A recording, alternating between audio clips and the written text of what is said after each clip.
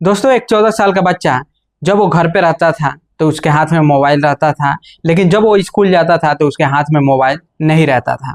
लेकिन जब वो पढ़ाई करके घर पे आता था तो फिर वो उस मोबाइल में लग जाता था, यानी मोबाइल में कुछ देखता रहता था, कुछ करता रहता था।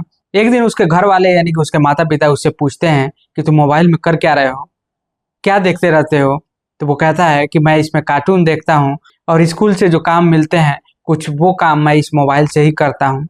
एक दिन उसके पिताजी स्कूल जाते हैं और पता करते हैं कि क्या आप लोग कुछ ऐसा भी काम देते हैं जो कि मोबाइल में देखना पड़ता है। तो वहाँ के जो टीचर होते हैं वो कहते हैं नहीं, ऐसी कोई बात नहीं है, हम तो ऐसा कोई काम नहीं देते हैं जो मोबाइल से करना पड़े।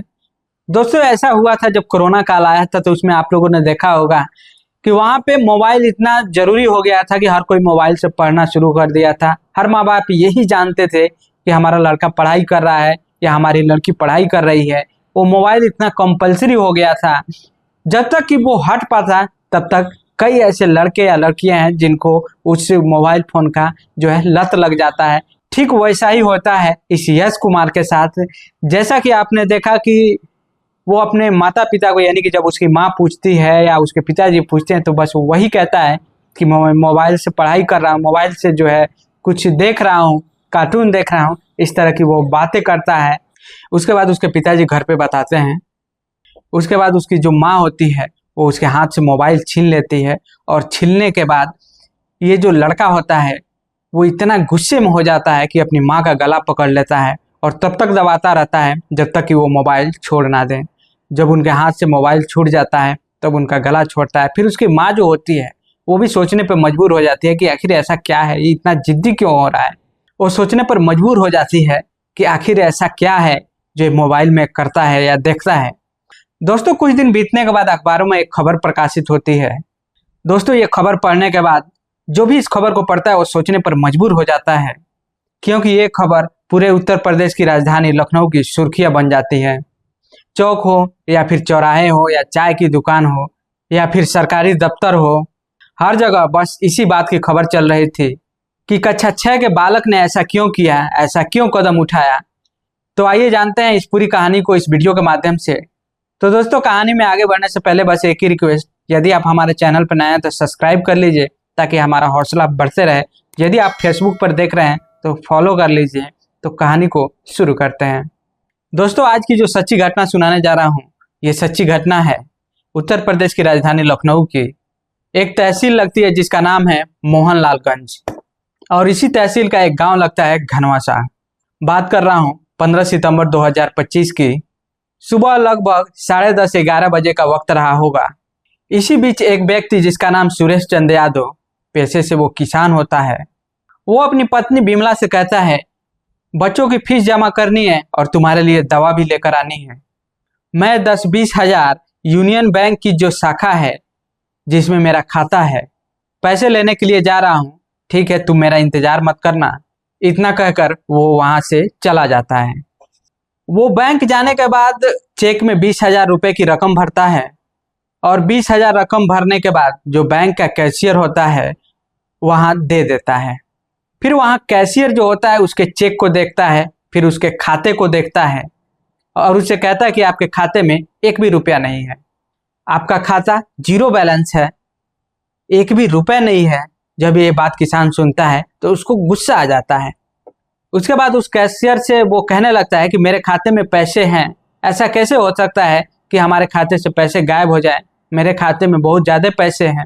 लेकिन जब वो कैशियर जो होता है उसको बार बार यही कहता है कि आपके खाते में एक रुपए भी नहीं है, वो बैंक कैशियर कहता है कि आपके खाते में एक रुपए भी नहीं है। उस समय वहां पे जो है काफी लंबी लाइन लगी थी क्योंकि सोमवार का दिन था, काफी लंबा लाइन होता है। उसी समय उस व्यक्ति से कहते हैं कि ऐसा है कि आप साइड हो जाइए, बाकी लोगों को आने दीजिए, आपके खाते में एक भी रुपए नहीं है।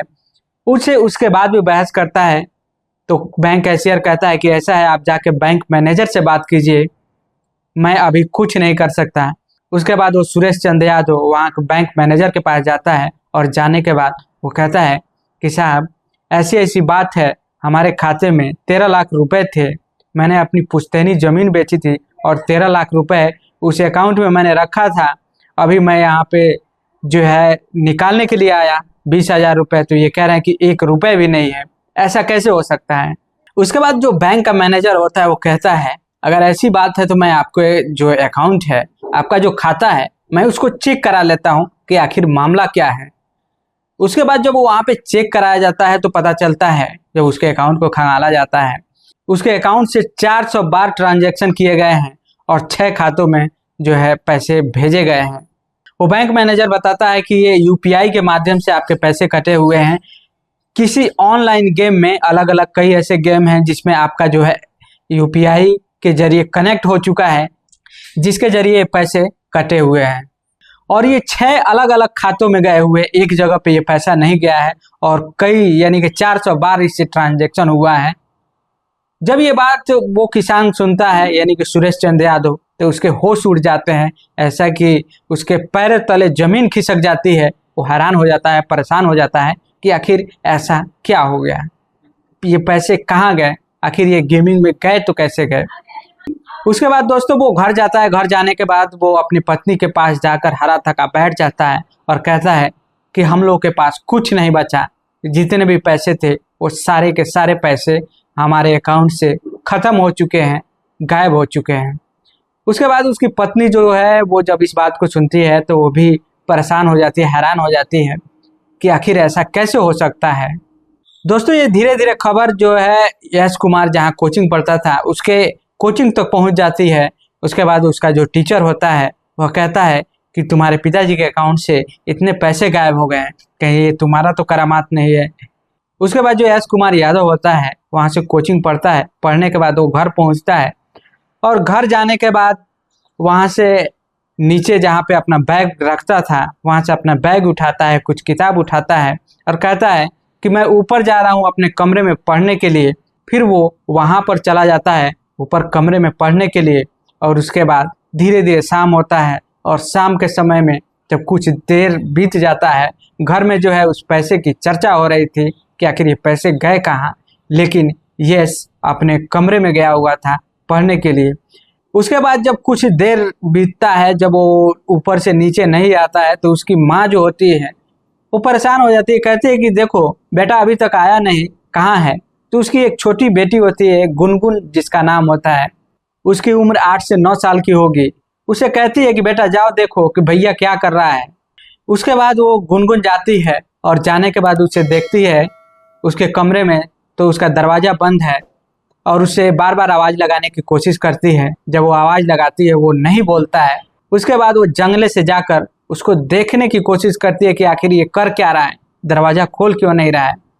जब उसको जंगले से देखती है तो उसका होश उड़ जाता है, वो चीखने चिल्लाने लगती है। वो समझ जाती है कि यहाँ पे कुछ गलत हो गया और ये भी समझ जाती है कि ये जो मेरा भाई है ये कुछ गलत कर लिया है, अब ये इस दुनिया में नहीं है। उसके बाद वहाँ से चीखने लगती है, चिल्लाने लगती है। उसके बाद जब उसके माता पिता इसकी चीखने और चिल्लाने की आवाज़ सुनते हैं तो दौड़े दौड़े ऊपर जाते हैं और देखते हैं उस खिड़की से कि बेटा कुछ गलत कदम उठा लिया है। उसके बाद उसको दरवाज़ा को खोलते हैं, फिर उसको नीचे उतारा जाता है। उतारने के बाद उसे सीएचसी लेकर जाया जाता है और उसका इलाज होता है, लेकिन वो बच नहीं पाता है क्योंकि वो अपने आप को ख़त्म कर लिया था। धीरे धीरे ये बात घर से मोहल्ले तक जाती है, मोहल्ले से तहसील तक, तहसील से पूरे ज़िले में फैल जाती है और ज़िले से पूरे प्रदेश में ये हड़कंप मच जाता है कि ऐसा ऐसा एक लड़के ने 14 साल के लड़के ने किया है। उसके बाद ये धीरे धीरे अखबारों में, प्रिंट मीडिया, सोशल मीडिया के जरिए अलग अलग जगहों पे देश प्रदेश में फैल जाता है। उसके बाद जब ये खबर पुलिस को चलती है पुलिस आती है, उस लाश को हिरासत में लेती है और उसे पोस्टमार्टम के लिए भेज देती है। और भेजने के बाद फिर उसका जो है जांच पड़ताल शुरू हो जाता है, क्योंकि ये लड़का आखिर ऐसा कदम क्यों उठाया, किस वजह से उठाया, पुलिस भी इसमें जांच में जुट जाती है। उसके बाद जब पुलिस जांच कर रही थी तो उसके फ़ोन को भी देखती है। जब उसके फ़ोन को जांच पड़ताल करती है तो इंस्टाग्राम के जरिए वो दोस्त बनाया था, जो दोस्त बिहार का रहने वाला था, उसके जुड़े हुए एक लड़की भी थी, उससे भी इसकी दोस्ती थी और ये अलग अलग जो अकाउंट में जो है पैसे भेजता था। कई ऐसे लोग उससे जुड़े हुए थे, क्योंकि जो वो गेम खेलता था फ्री फायर गेम था, जिसके जरिए उसमें कुछ शस्त्र खरीदना पड़ता है। उसके लिए वो ऑनलाइन पेमेंट करता था और पेमेंट करता था, फिर उससे खरीदता था, फिर खेलता था। ऐसी कुछ इसकी प्रक्रिया चल रही थी। जब जब उसको ज़रूरत पड़ता था तो वो खरीदता था और वो ऑनलाइन जो है पैसे ट्रांसफ़र करता था। धीरे धीरे जब वो खेलते खेलते स्टार्टिंग में कुछ पैसे जीतता है, कभी 10,000 जीतता है, कभी 5,000 जीतता है, कभी 40,000 रुपये जीतता है। यानी कि उस गेम में उसको लत लगाया जाता है, उसकी आदत लगाई जाती है कि जब ये गेम में पूरा, क्योंकि इस गेम में जब इसका पूरा लत लग जाएगा, इसकी आदत बन जाएगी, इसलिए उसको पहले शुरू में जिताया जाता है। ऐसे फिर वो धीरे धीरे जब उसकी आदत बन जाती है तो ऑनलाइन जो है शस्त्र खरीदता था और उसमें पैसे जो है लगाता था और फिर वो खेलता था। दोस्तों, जब उसका फ़ोन जब पुलिस के हाथ पहुंचता है तो पुलिस देखती है कि उसका जो मोबाइल है वो रीसेट हो जाता है।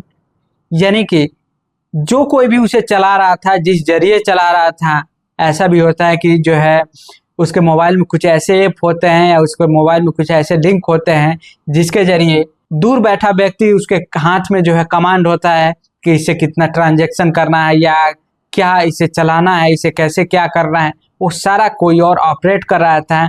लेकिन जब उसे ऐसी बात पता चली, उसके पैसे जो है ऐसे हुए, लेकिन जैसे ही ये पुलिस के हाथ में जाता है तो फ़ोन रीसेट हो जाता है, यानी कि उसमें कुछ नहीं रहता है। उसके बाद ये जो भी मामला होता है ये पुलिस के जांच का विषय है। जैसे ही कुछ सबूत मिलेंगे, कुछ सुराग मिलेंगे तो पुलिस उन अपराधियों को ढूंढने की कोशिश कर रही है, पकड़ने की कोशिश कर रही है, फिर उन लोगों को सलाखों के पीछे भी भेजेगी।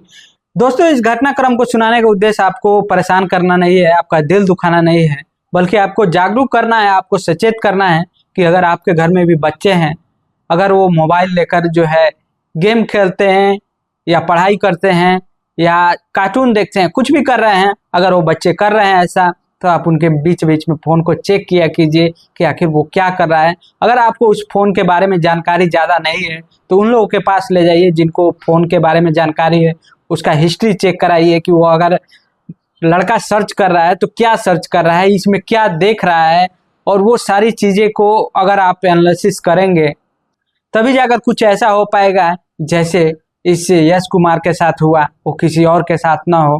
क्योंकि आप लोगों ने देखा और सुना दोस्तों कि एक यश कुमार ने जो थोड़े से लालच में आकर उस गेम के जरिए, यानी कि फ्री फायर गेम के जरिए, वो अपने पिताजी के अकाउंट से 13 लाख रुपए जो है ख़त्म कर देता है, बर्बाद कर देता है।